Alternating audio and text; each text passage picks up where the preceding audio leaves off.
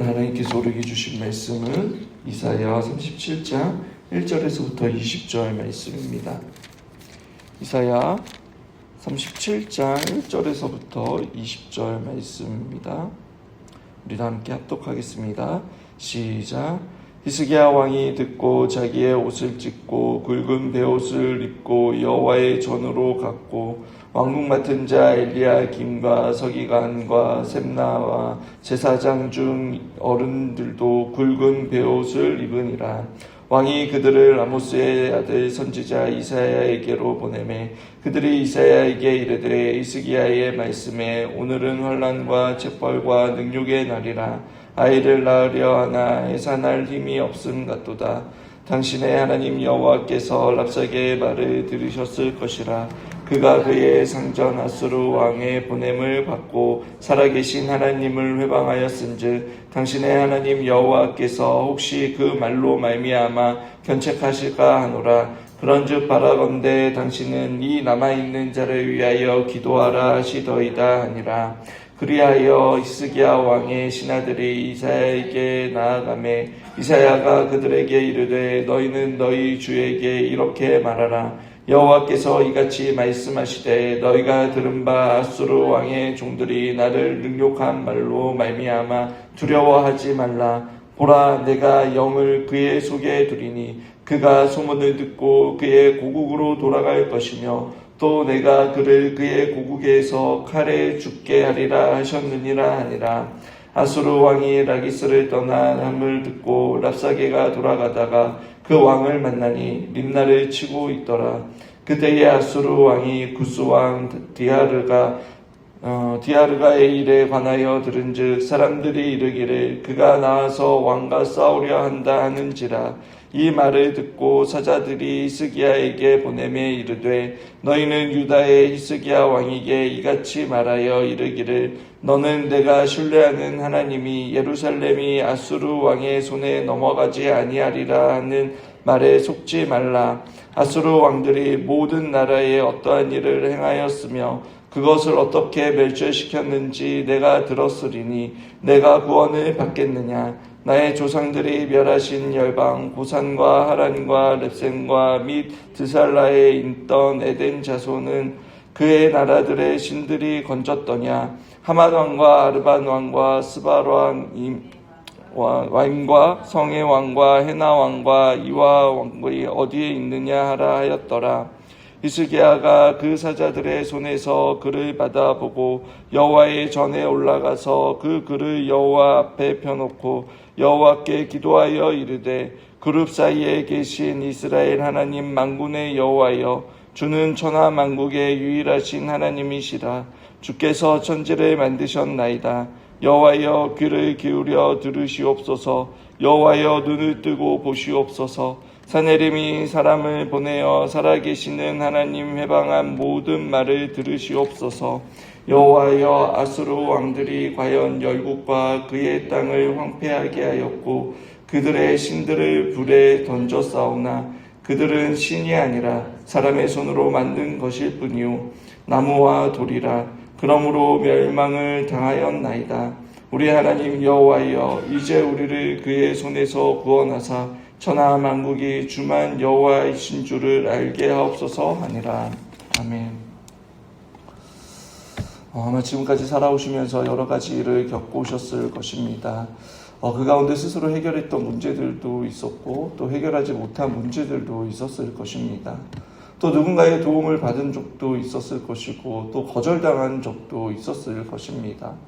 또 경험과 또 숙련을 통해 문제를 쉽게 해결할 수 있었던가 하며 경험해보지 못해 미숙함으로 실패했거나 어느 부분에 능력이 부족해서 어려움을 당한 적도 있었을 것입니다. 제가 아는 목사님의 딸이 3살 때에 교회 정수기 근처에서 놀다가 그만 뜨거운 물을 작동시켜 화상을 입고 오랫동안 치료를 받았습니다.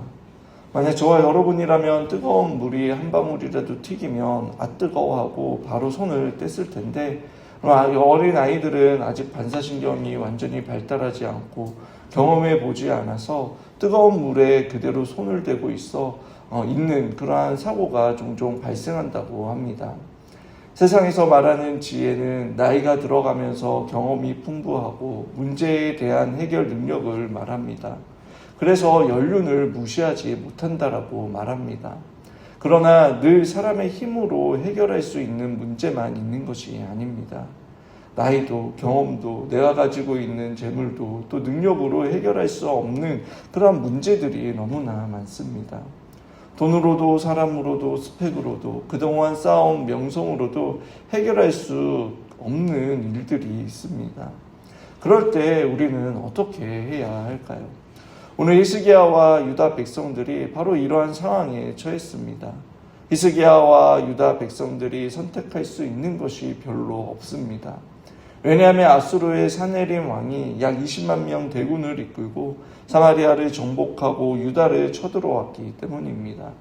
그의 군대 장관 랍사게는 연일 하나님을 모욕하고 왕과 백성들 사이를 갈라놓으려고 했습니다.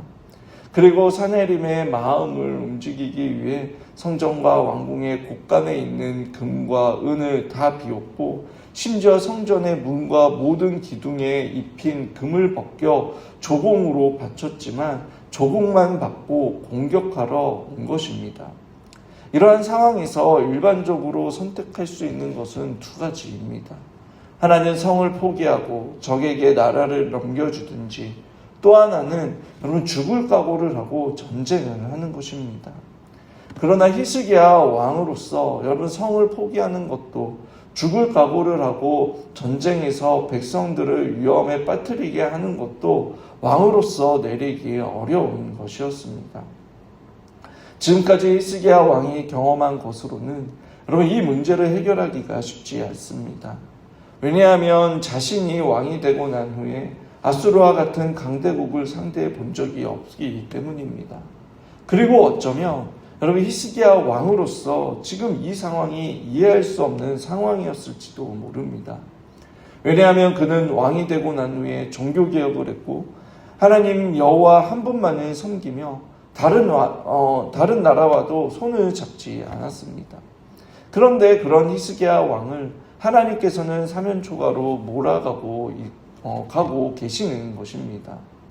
여러분 만약 하나님을 잘 섬기고 있는데 시험과 고난이 찾아오면 어떻게 생각하고 어떻게 해석을 하시겠습니까?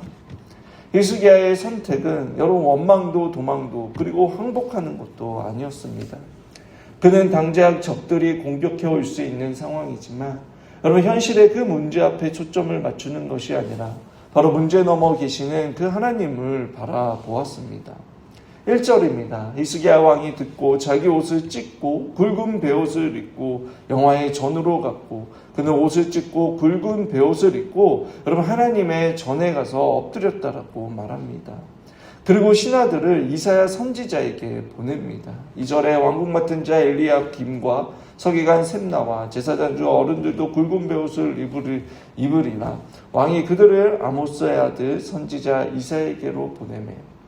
여러분 이사야가 제일 먼저 취한 행동은 여러분 옷을 찢고 굵은 베옷을 입고 히스기야가 제일 먼저 취한 행동은 여러분 옷을 찢고 굵은 베옷을 입고 여호와의 전으로 간 것입니다.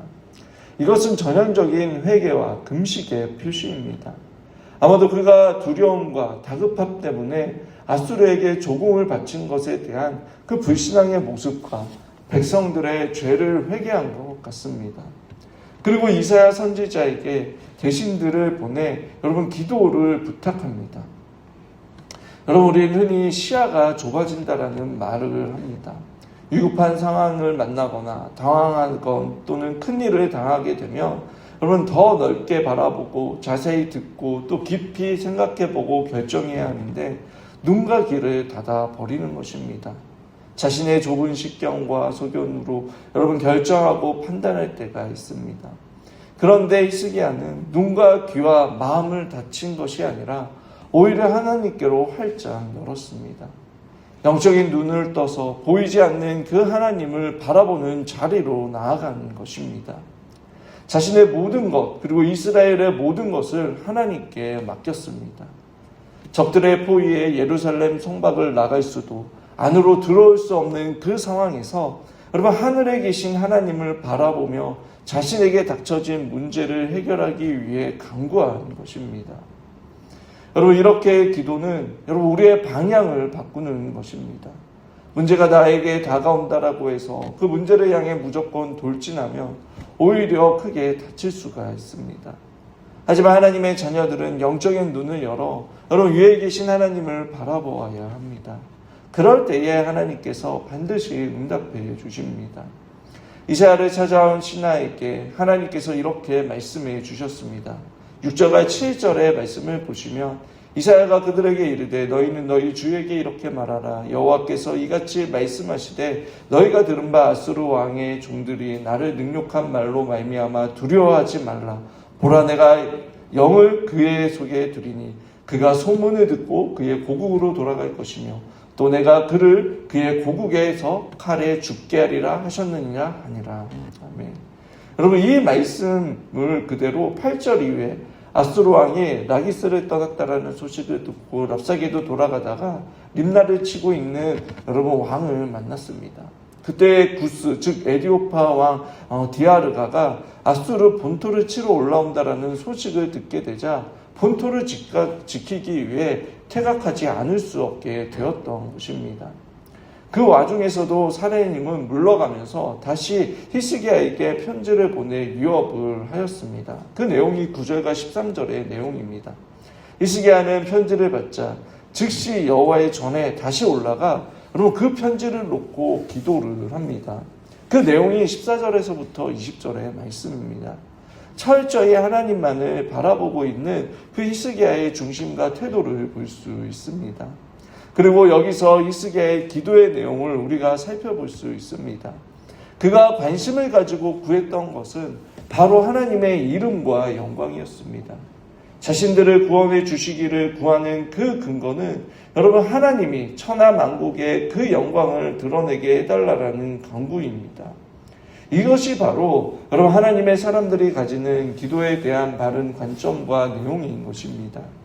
이것을 통해 우리의 기도의 내용과 또 하나님의 사람들의 그 기도의 내용을 비교해 볼 수 있습니다. 하나님의 사람들의 기도는 여러분 자신을 향해 있거나 자신의 연민에 빠져 여러분 부르짖는 것이 아니라 하나님의 이름과 영광에 대한 관심과 또 그 하나님의 이름이 이 땅 가운데 자신들을 통해 높임을 받게 해달라는 그러한 내용으로 기록이 되어 있습니다. 저와 여러분의 기도의 내용은 어떻습니까? 하나님의 이름과 영광을 위한 것입니까? 하나님께서 우리의 기도에 응답해 주셔야 하는 이유가 여러분 내가 기도했기 때문입니까? 아니면 하나님의 영광이 온 세상에 드러나기 위해서입니까? 나의 필요를 구하는 것, 하나님의 이름과 영광을 위한 것이어야 합니다. 이 세상의 물질적 풍요와 성공과 행복을 위해 구한다면 여러분 무속신앙과 무엇이 다른 것일까요? 하나님께서는 여러분 그 히스기야의 기도를 들으셨습니다. 우리가 읽지는 않았지만 내일 본문에 보면 21절에 하나님께서 선지자 이사야를 통해 히스기야가 내게 사네림의 일로 기도하였기 때문에 사네림에 대한 말씀을 주신다라고 하십니다. 그리고 그 내용이 22절에서부터 29절까지 사네림이 하나님에 대하여 분노하고 오만하게 행한 것에 대한 심판의 말씀을 하시는 것을 보게 됩니다. 특히 29절에 갈고리로 코를 그리고 자갈을 입에 먹여 돌아가게 했다라는 그 말씀은 여러분 아수르가 당시 포로들을 끌고 갈 때에 했던 그대로의 모습을 보여주는 것입니다. 당시 그렇게 잔인했던 아수르의 모습 그대로 그들도 당하게 될 것이다 라고 말씀하시는 것입니다. 그런데 여러분 더 큰 도전은 여러분 그렇게 구원의 메시지가 여러분 히스기야와 유다 백성들에게 주어졌지만 여러분 그 말씀이 즉각적으로 이루어지지 않았다라는 것입니다. 적어도 이 메시지를 받고 3년이라는 시간이 흘렀습니다. 여전히 포위되고 있었고 농사를 짓지 못했습니다. 그래서 스스로 난 것을 먹어야 했고 그 다음에도 거기서 난 것을 먹고 또 3년 차에는 농사를 지어 먹으라라고 30절에 말씀합니다. 3년 안에 이 고난이 끝날 것을 말씀하시는 것입니다. 그러나 이 구원을 이루는 것도 여러분 이스라엘에 합당하였기 때문이 아니라 하나님의 열심 때문이며 다윗과 맺은 언약 때문이다라고 35절에 말씀하고 있습니다. 그리고 하나님께서는 사자를 보내어 아수르를 치셨고 아수르의 군대 18만 5천 명은 하룻밤 사이에 죽임을 당하게 됩니다.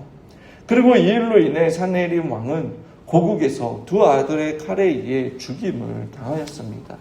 3년 전 하나님께서 예언하신 그 말씀 그대로 이루어진 것입니다. 여러분, 오늘 이 말씀을 통해 우리가 오해하지 말아야 하는 것은 기도와 관련하여 우리가 열심히 기도하면, 우리가 간절히 기도하면 하나님의 뜻을 마음대로 움직일 수 있고 우리의 소원이 이루어지고 우리가 원하는 대로 하나님을 부를 수 있다라는 그러한 착각에서 우리가 오해하지 말아야 합니다. 하나님은 우리가 부를 수 있는 분이 아니십니다. 온 세상을 통치하시고 유지하고 보존하시는 분, 우리의 인생을 주관하시는 분은 오직 여호와 한 분밖에 없으십니다. 우리가 그 하나님을 의지할 때에 그 위기의 순간에도 기회가 되며 여러분, 문제 때문에 멸망의 길로 가는 것이 아니라 문제를 만나도 두려워하지 않고 그것이 오히려 하나님의 이름을 높임을 이 땅 가운데 받게 하며 하나님의 영광이 되는 것도 오직 여호와 하나님 때문입니다. 여러분, 히스기야는 대책을 의논하기 위해 대신들을 부르고 그들과 회의하지 않았습니다. 이스라엘 온 땅의 지혜자들에게도 묻지도 않았습니다. 해결책을 찾기 위해 동분서구주하지도 않았습니다. 그리고 위기 때에 여러분 자신의 리더십을 증명하려 하지도 않았습니다. 그는 하나님 앞에 무릎을 꿇었습니다. 그리고 이사야에게도 해답을 요구하는 것이 아니라 사자들을 보내어 함께 기도해달라고 부탁을 합니다. 산헤립의 편지를 받았을 때에도 마찬가지였습니다. 히스기야는 하나님께 나아가는 것 외에 아무것도 할 수 없다라는 것을 알았습니다. 그리고 하나님께서 여러분 그의 기도를 들으셨습니다. 이 시간 우리가 구하는 것도 여러분 하나님의 이름과 영광을 위한 것이 되었으면 좋겠습니다. 그러기 위해서는 먼저 전적으로 하나님을 의지할 수 있는 믿음을 강구해야 합니다. 또 오늘 하루도 보내신 곳에서 하나님께서 맡기신 일이라는 것을 믿으며 여러분 그 일을 하나님의 영광을 위해 감당할 수 있게 해달라고 능력을 구해야 합니다. 이 시간 우리 역시 히스기야처럼 가난한 마음을 가지며 겸손히 주님께 우리의 욕심을 내려놓고 여러분 문제뿐만 아니라 오늘 하루를 살아가는 그 모든 일에 하나님의 이름과 영광이 나타날 수 있도록 기도하길 원합니다. 그래서 세상 속에서 하나님의 뜻을 이루며 그 하나님으로 인하여 즐거워하는 그런 복된 하루가 되시길 주님의 이름으로 축원합니다.